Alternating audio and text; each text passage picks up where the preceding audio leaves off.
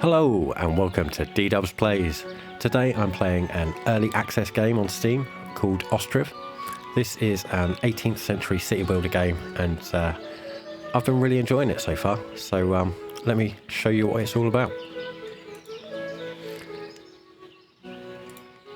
I'm going to select map number 2. This is the only map at the moment that has iron ore on the map, so let's go with that.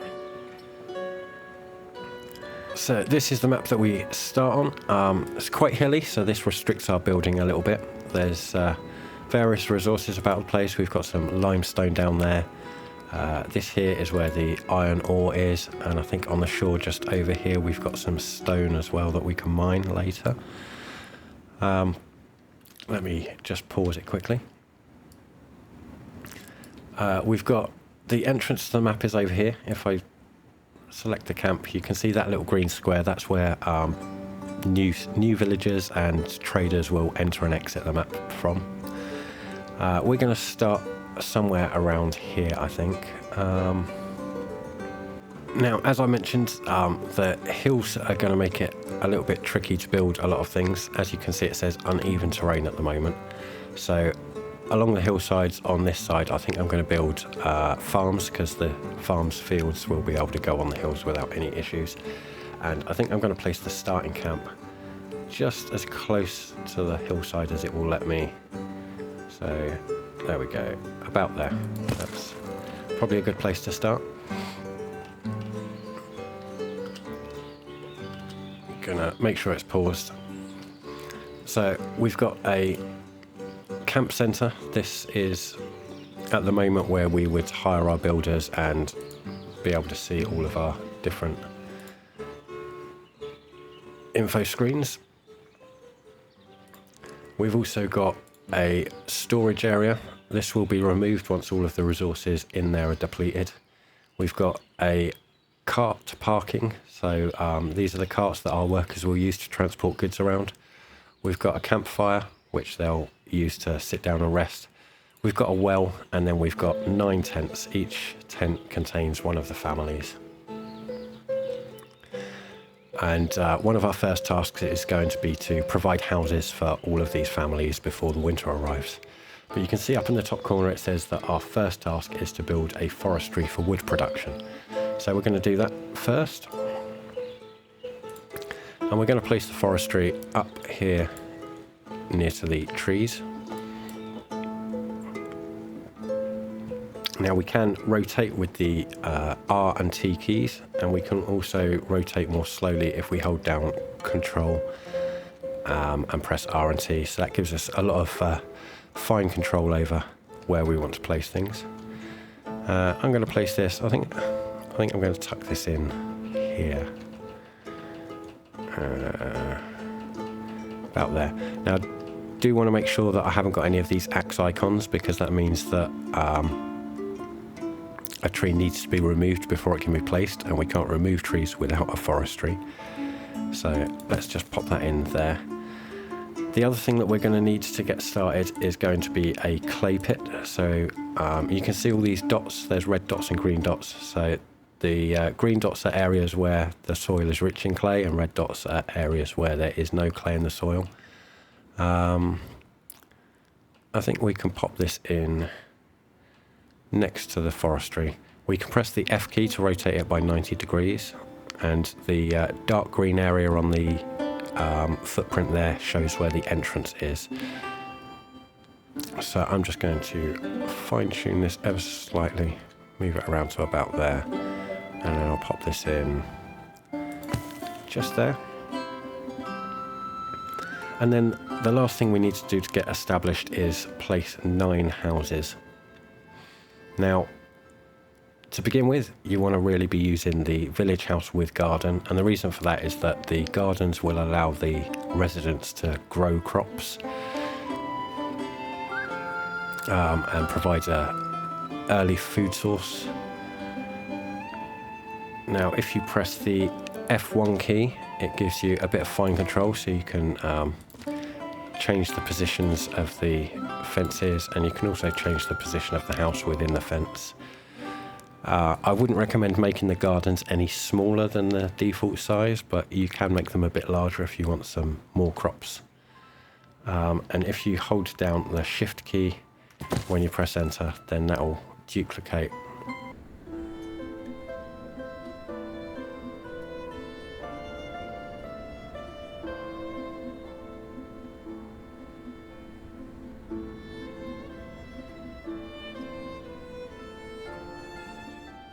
Now we'll put the speed up to full, and we'll just watch them build the forestry building, and you can see the attention to detail that they've put into this game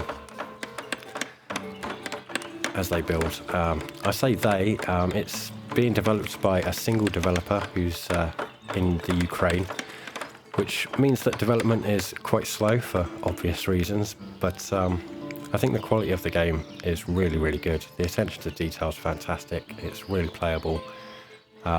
It's in a really good state already.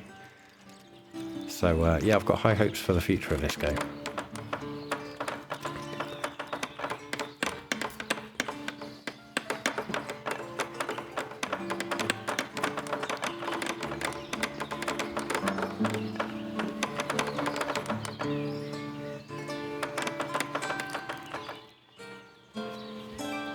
And there we go, that's our forestry building complete. We need at least 2 workers in there. It takes 2 men to be able to carry a tree once they've felled it, so the minimum number of workers is 2.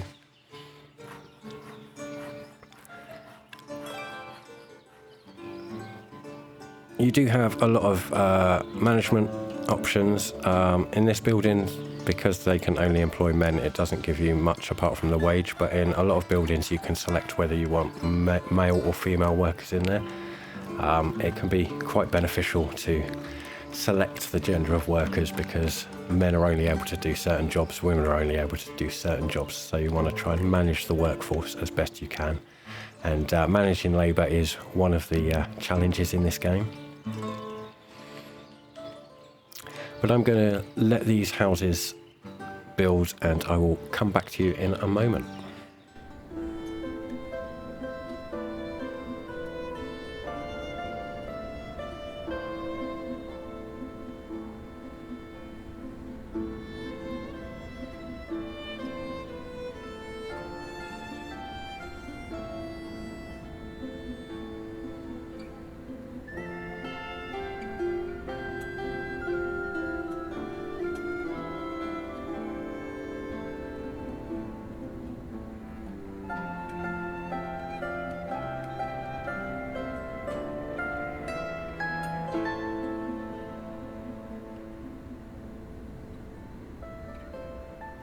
Okay, so now our camp is looking much smaller. 8 of our 9 houses are already built, and the 9th is under construction. Now, the resources that we started with, combined with the forestry and the clay pit that we built, were all we needed to get these built, but we're now in a position where we're going to need to start producing some resources for ourselves. Our thatch is running really low, so thatch is on the 2nd page here, the thatchery.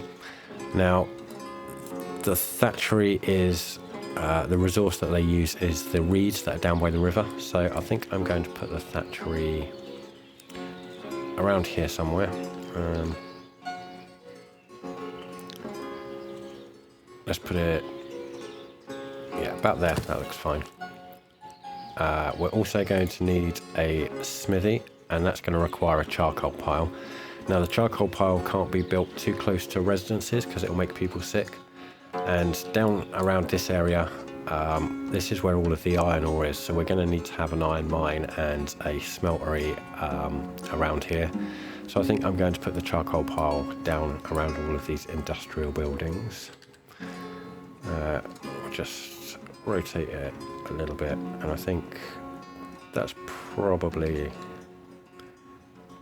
yeah, that's a good place, I think. We'll put the smithy up by the town itself. So I think we'll pop it in this gap here. I like to use the, you'll notice that these paths have appeared where people are walking, so I like to use the paths that they create as a kind of guide to where to put things and give the town a bit of an organic feel. So I think I'm going to put the smithy in just about there. And then the last thing that we're going to need at this stage will be a carpentry. We'll need this because our carts are going to start wearing out fairly soon, and the carpenter will be required to repair them. So let's pop that in.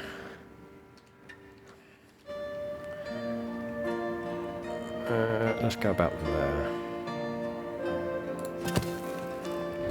Now you can see the gardens in the houses that we built originally. Only 2 of them are planted. That's because these are the only 2 that were built during the planting season. So different months, different things will happen in this game. Planting occurs in March and April. Harvesting is August, September, and I think November. And then at the end of November, December through to February, it's winter and the map will be covered in snow. During that time, the rivers will be frozen, so if you've got fisheries in, they won't be able to fish during the winter months as well. So yeah, time of year matters in this game. Now they've just completed the thatchery, so we're going to go in here. Before we hire any workers, we're going to go into the hire options and we're going to uncheck hire men, so they'll only hire women.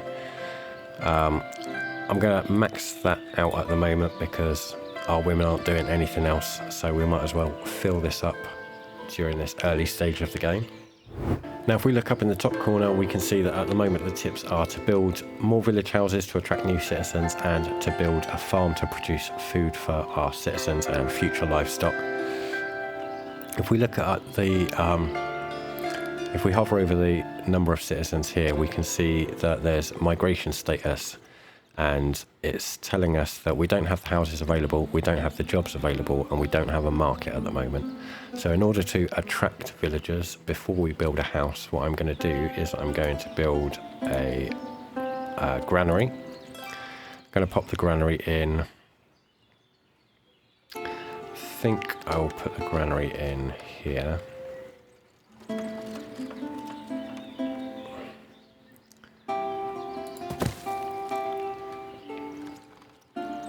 And I'm also going to put in some market stalls.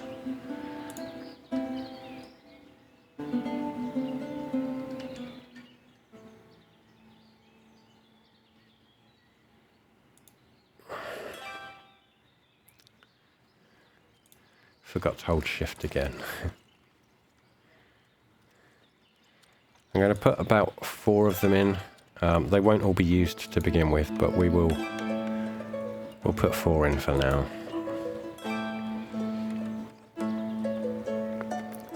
And I think I've got a little bit of space here, so I might as well use it.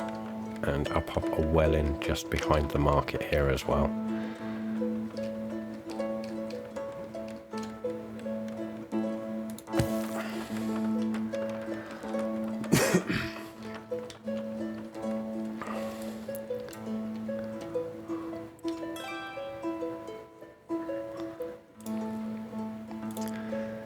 And then I'll pop in some more houses with gardens. Again, I keep forgetting to hold down the shift key when I place buildings. I will get used to it at some point. I think that's gonna... Yeah, we'll go there, and then I'm gonna just widen it out as far as I can, and then I'll just tweak that corner there. I don't know, actually, that might be... No, we'll pull that back, and we'll pop this. I'll pop the house back there. Yeah, I think that looks good. So there's 3 more houses that will help make sure that we've got the workforce. At the moment, we've got 5 people looking for jobs, so we don't have the jobs for the workforce, but that will change quite quickly. I need a worker for the carpentry and for the smithy. And with the smithy, we also want to make sure that we've got these boxes checked, so that they'll get the charcoal that they need. The default is only worker by hand and worker by cart, and if you don't have the spare workers, then nobody will go and get the charcoal. So yeah, we're going to enable it to be done by labourers as well. You don't want to do that with all of your buildings, because everybody will just take labourer positions and you won't have any villagers available to staff the buildings. But yeah, some buildings, particularly buildings that require smaller goods like charcoal, you definitely want to have labourers being able to deliver those items by hand. Otherwise they'll just sit there not doing anything and you'll be wondering why they're not producing. I'm also going to pop the farm in up here somewhere.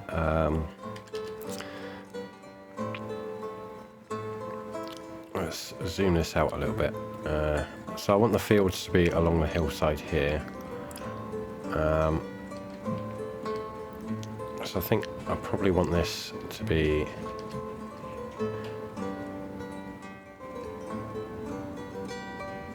if I can find a place where the terrain is level enough. Yeah, that's good. We'll put the farmhouse there. I'm also going to move this up the build queue because I want the farm to be built before the end of winter, so that I can have the fields in place ready for the planting season. So I'm going to speed time up again and I will be back with you shortly. Oh, I completely forgot to set up my granary. So again, I've unchecked hire men, so it's hiring women only. I've just put 2 workers in there for now, and we're going to add resources. We're going to choose the resources that people produce in their gardens. So there's beetroot as one of them, cabbage, carrot,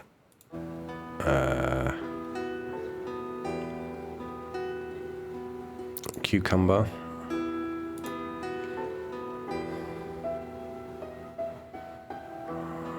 garlic, honey,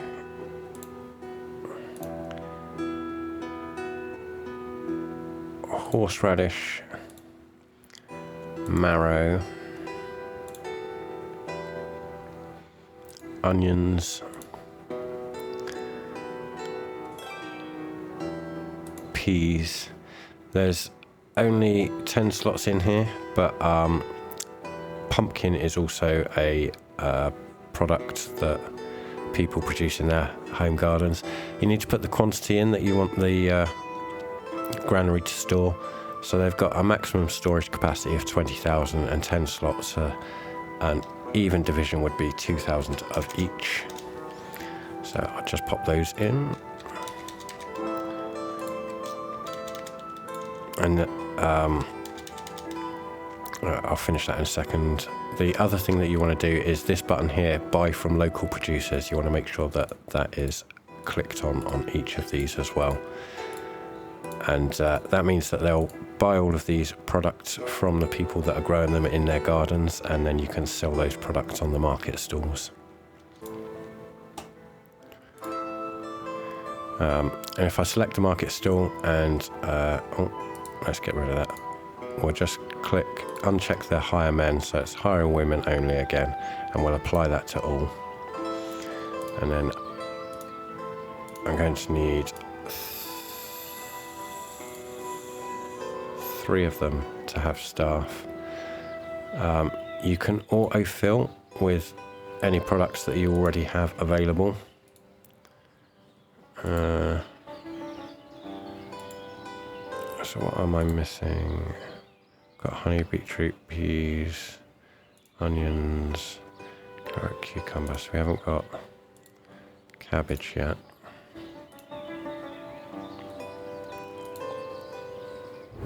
Now the farm is complete. I'm going to free up a little bit of workforce by getting rid of some of these women here. and we're going to again set this to be women only, and 4 will be enough to start with. We also need to hire a manager, so I'm actually going to get rid of those until the manager's in. We'll just play the game speed for a moment. I've got more vacancies than I've got women, so I'm going to have to... Let's fire a woman there. Let's fire another woman there. Okay, we've got our manager in. She'll be important, and I will explain why in a minute. The next thing we need to do is add fields. You can have 6 fields in a farm, but we're going to start with just 3. And I recommend always putting fields in groups of 3. And the reason for that is that we're going to implement a 3-year crop rotation. So let me just get these in quickly and I'll come back to you in a moment. Okay, so the fields are in place. So what is 3-year crop rotation? 3-year crop rotation was around this time, before the introduction of 3-year crop rotation. They would just plant the same field year in, year out with the same crop, and they'd get diminishing returns on the yields. And then somebody realised that by rotating crops, they could improve the yields by making sure that the soil still had the nutrients. So if we look over here, we've got these 3 squares underneath that are all at 100% at the moment, and they represent the different nutrients in the soil. If we have wheat in here, we're going to add 3 years to these. So this is why we need a manager. The manager allows us to stack up multiple years in here. And what we're going to do is the first year in the first field, we're going to have wheat. The second year, we're going to put hemp in, because wheat uses the red and the green nutrients, and hemp uses mostly the blue nutrients. So for our second year, we'll put hemp in there. And then the third year, we're going to keep the field fallow. And when we've got cattle, we'll allow the cattle to graze in the fallow field, and that's going to replenish the nutrients in the soil. And then what we're going to do is the second field, we're going to rotate that so that we've got fallow in the first year, wheat in the second year, and hemp in the third year. And then in the bottom one, we will start with hemp, fallow in the second field, second year, and wheat in the third year. So that means each year we've got a different crop in each field, and each year we've got one of the fields lying fallow and replenishing those nutrients. Then we just need to add some staff members, and we also need to make sure that the fields are all active. So yeah, that's crop rotation and how you manage your fields to make sure that you've always got the nutrients you need to grow your crops. So now that the farm is up and running, we're going to pop in a few more houses. During the planting season and harvesting season, we're going to have quite a high labour demand, so we want to make sure we're getting those workers in. And I'm going to just try and get this roughly parallel with the fence there. That looks good. Maybe make it a little bit larger, or maybe make... do that, I think. And yeah, that looks good.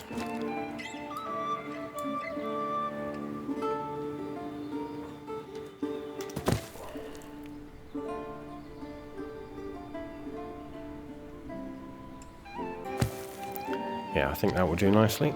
And then once those houses are built, we're going to be wanting to focus on managing our economy. And to do that, we're going to need a town hall. So we'll put town hall in, I think, just about there. Let's make sure it's...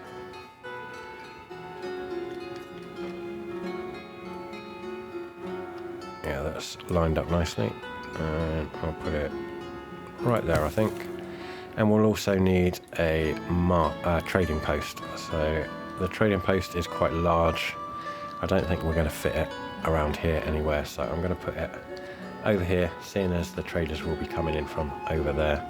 Traders will walk through the trees, so it doesn't matter if the entrances are in front of the trees, and we can clear those trees later as well. So let's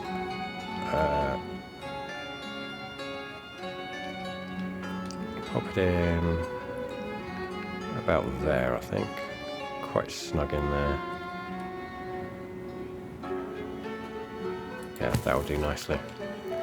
Okay, I'm going to allow all of these things to build, and I will come back to you in a bit.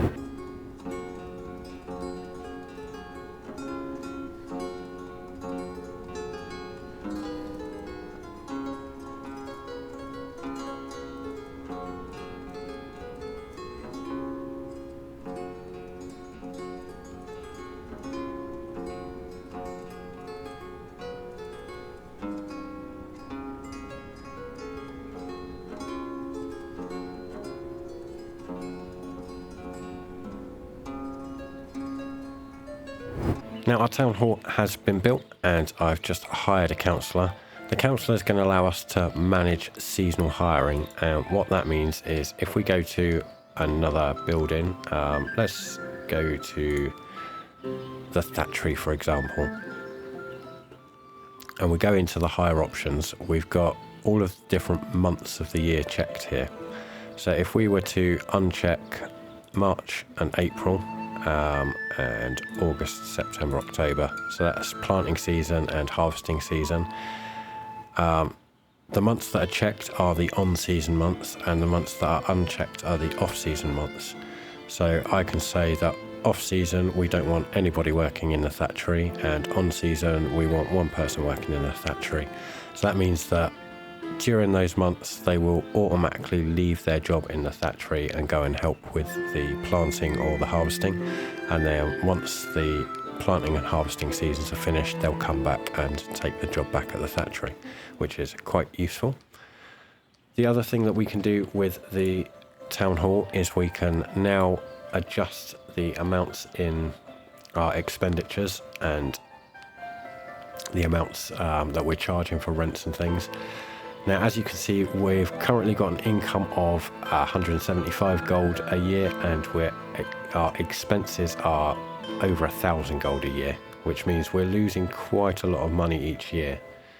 And the first thing that we can do to mitigate that loss is just completely reduce the economy. So I'm going to take everything down by about 2/3. So I'll take village house rent down to 10. Apartment rent down to 10. Land tax we'll take down to 5. We'll actually add some wealth tax. Leave the wealth threshold where it is. We don't have a tavern or barber surgery yet, so we'll leave those. Market product price, we're going to take that down to about 30%. So that's how much our villagers are going to be paying for market products. Our monthly wage we will take down to about 70.7, and we'll do the same for the labourer's wage.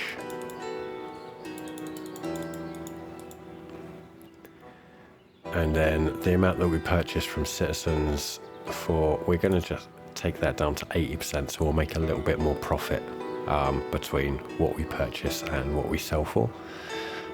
So that means that in terms of percentages, how much the villagers are earning and how much they're paying in taxes, it's going to be about the same, but the entire economy has shrunk. So although we're still going to be losing, what is that? We're spending about 5 times more than we're earning. We're still going to be spending about 5 times more than we're earning, but the amount that we're going to be, the amount that's going to total is going to be a lot less. So the gold that we've got is going to last us for longer. I hope that made sense. It made sense in my head anyway. We're going to close that now, and I think we're going to pretty much call it an episode here. They're starting construction on the trading post now, so that will be one of the first things to be built in the next episode. Also in the next episode we're going to start making use of the crops that we're growing. So the wheat can be turned into flour using a windmill. It can also be used to feed chickens, so we can get a chicken coop and start producing eggs. The hemp can be turned into textiles, and that in turn can be turned into clothes. So we'll get those industries up and running, and we'll also start making sure that we're getting some of the other resources that we're going to need. So we'll start mining some of the stone over here, and we'll start getting an iron ore mine set up. And we might also get some cows as well, so that we can get oxen to plough the fields. We can start producing meat. But yeah, we'll see how far we get in the next episode. But for now, I'm going to call it an episode here. I hope you enjoyed this series. I hope you like this game as much as I'm enjoying it. And yeah, I look forward to coming back to this next time. Catch you in the next one.